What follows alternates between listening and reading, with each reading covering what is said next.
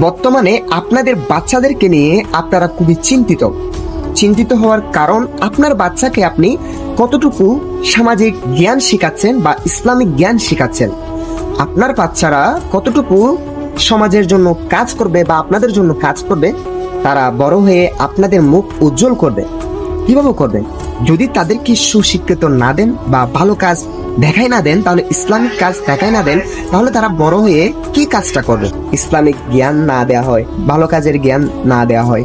আপনার সন্তানকে যদি ভালো বানাতে চান, আপনার সন্তানকে যদি নেক বানাতে চান, পরপারে যদি আপনার মৃত্যু হওয়ার পরে যদি আপনার জন্য দোয়া করে বা কোরআন তেলাওয়াত করে, নামাজ পড়ে, সুবিশুদ্ধভাবে কোরআন পড়ে, নামাজ পড়ে যদি আপনার জন্য দোয়া করে, তাহলে পরবর্তীতে আপনার আখিরাতে আপনি শান্তি থাকবেন।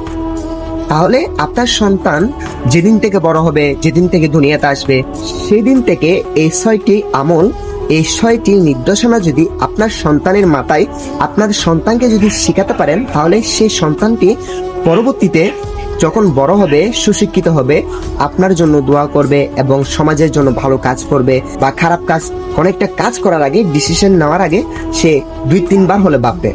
নাম্বার 1, আপনি যখন নামাজ পড়তে বসবেন, আপনার সন্তানের জন্য দোয়া করবেন, আল্লাহ আমার সন্তানকে যেন ইসলামিক জ্ঞান দান করুক, ইসলামিক নৈতিক শিক্ষা দান করুক।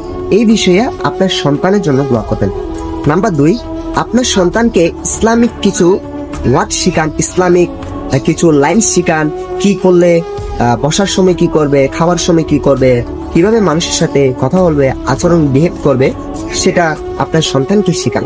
নাম্বার 3, যখন আপনি আপনার সন্তানের সামনে কারোর সাথে কথা বলবেন, বা আপনার হাজবেন্ডের সাথে বা হাজবেন্ড হয়ে আপনার ওয়াইফের সাথে কথা বলবেন, তখন আপনার সন্তানের সাথে আপনি কোন ওয়ার্ডটা ইউজ করতেছেন, কোন ভাষাটা আপনি ইউজ করতেছেন, সেটা মাথায় রাখবেন।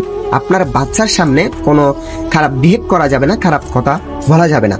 যদি আপনি একটা খারাপ কথা বলেন বা খারাপ বিহেভ করেন, তাহলে সেটা আপনার সন্তান শিখবে, সেটা শিখে আপনার সন্তান আরেকজনের সামনে উপস্থাপনা করবে। নাম্বার 4, আপনি আপনার সন্তানকে ছোটবেলা থেকে কোরআন শিক্ষা এবং কোরআন শেখার জন্য আগ্রহ তৈরি করান, কোরআন শেখার জন্য অনুভূতি জাগান। আপনার সন্তানকে সকালবেলা ওইটা মক্তবে পাঠান, আপনার সন্তানকে আরবি পড়তে পারবেন। নাম্বার 5, মোস্ট দা ইম্পর্টেন্ট, আপনার সন্তান কার সাথে ঘুরতেছে, কার সাথে চলাফেরা করতেছে, কার সাথে সঙ্গ দিচ্ছে, কার সাথে খেলতেছে, সেটা দেখবেন। কারো কথা থেকে কিনা গীপত শিখতেছে বা মিথ্যা কথা শিখতেছে, কারো কথা ধরে কিনা কাউকে মারতেছে, সেটা শিখান। আপনার সন্তান কার সাথে মিশতেছে সেটা ভালো করে টেক কেয়ার করুন, ভালো করে দেখুন। নাম্বার 6, একটু চেষ্টা করবেন আপনার সন্তানকে আপনার সাথে সবসময়